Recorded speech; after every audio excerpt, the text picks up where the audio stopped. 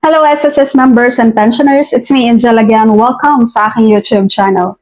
Sabi ni Sir John Tiao, Madam, tama ba ang computation ko sa AMSC ko? Ang last 60 months contributions ko ay 1,700 every month.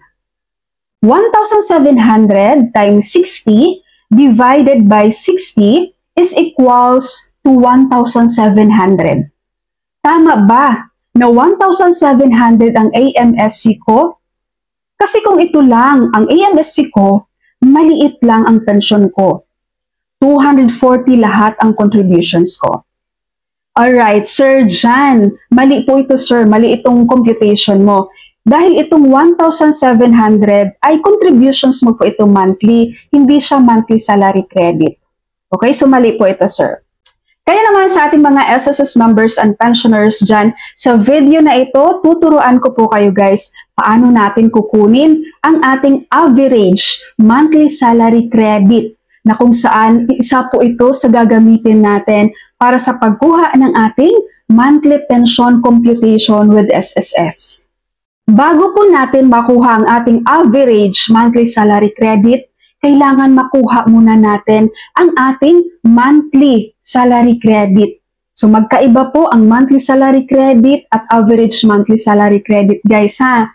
So step number 1, alamin muna natin ang monthly salary credit.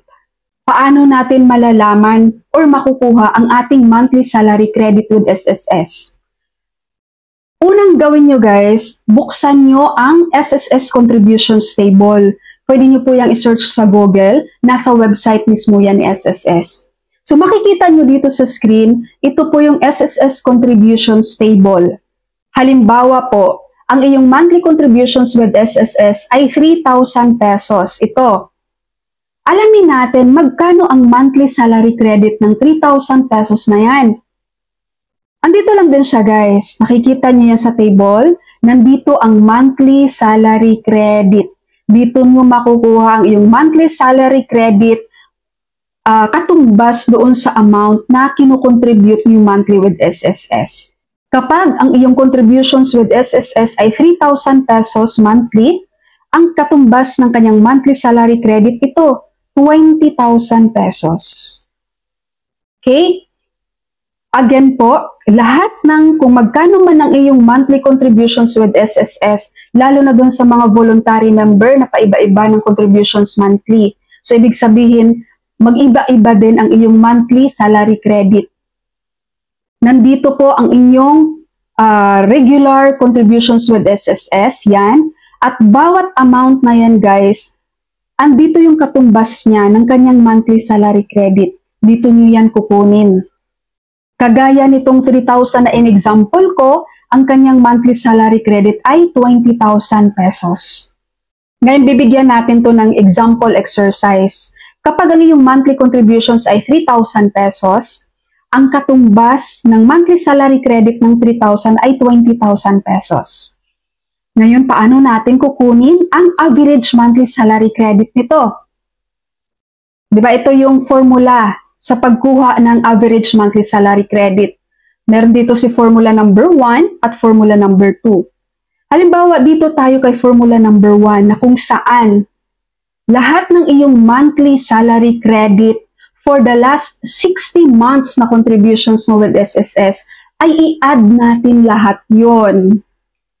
I-add natin lahat ng monthly salary credit mo for the last 60 months na contributions mo with SSS at i-divide natin yan into 60, yun ang resulta ng iyong average monthly salary credit.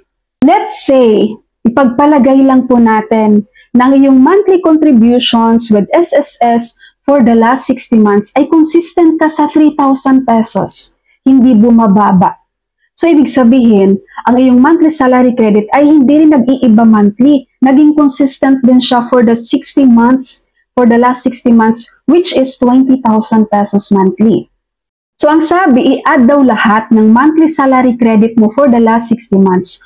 So, 20,000 times natin sa 60 months, meron tayong 1,200,000 na monthly salary credit. I-divide pa natin yan into 60.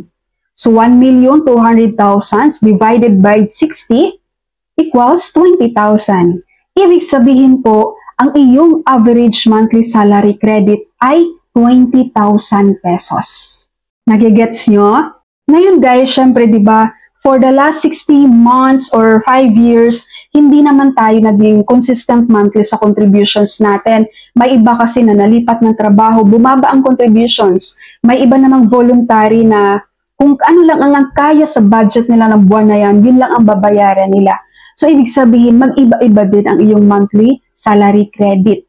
Pag ganun yung situation mo guys, kailangan in every month na contributions mo, alamin mo yung katumbas ng amount ng contributions mo, magkano yung monthly salary credit mo. Halimbawa natin doon sa paiba-iba ng contributions. Let's say January 2025. Ang iyong monthly contributions lang with SSS ay 750. Ang katumbas ng monthly salary credit mo ng 750 ay 5,000 pesos lang. So yan yung monthly salary credit mo. Tapos pagdating ng February, nagkapera ka, di ba? Nag-contribute ka ng 3,000 pesos. So, ang katumbas ng monthly salary credit ng 3,000 pesos is 20,000 pesos. Diba? So, may mga ganitong case po na paiba-iba ng monthly contributions with SSS, nag-iiba-iba din po ang amount ng monthly salary credit nyo monthly. Kaya dapat alam nyo po, per contributions nyo monthly, magkano ang katumbas ng monthly salary credit. Tinuruan ko naman na kayo saan makikita yan sa SSS contributions, di ba? Ngayon, pag nakuha nyo na yung mga monthly salary credit ng every month na contributions nyo, i-add nyo po lahat yun. Pag na-add nyo na lahat, i-divide nyo ng 60 kasi dala 60 months ang kukunin natin. Sobrang hassle nga lang nito guys kapag paiba-iba kayo ng contribution sa amount. Siyempre mula umpisa, di ba? Kung 60 months ang kukunin nyo mula month to 1, titingnan nyo yan, magkano ang katumbas nitong amount ko na to, na contributions, magkano ang katumbas ng monthly salary credit. So, i-take note nyo yan. Pero kapag meron naman kayo ample time, marami kayong oras guys, kaya nyo yan. Kuha kayong papel. Kaya mas maganda meron kayong SSS online account. Kasi titingnan nyo doon ano ang covered na 60 months, last 60 months na contributions nyo. Tapos umpisahan nyo na doon, ito yung month to 1 ko. So, ang monthly salary credit ko nito, ito, hanggang sa mabuo nyo yung 6 months. Tapos, i-add nyo yung divide nyo by 60, doon nyo makukuha ang inyong average monthly salary credit. And then, kapag nakuha nyo na ang inyong average monthly salary credit, proceed na kayo doon sa computation sa inyong monthly pension.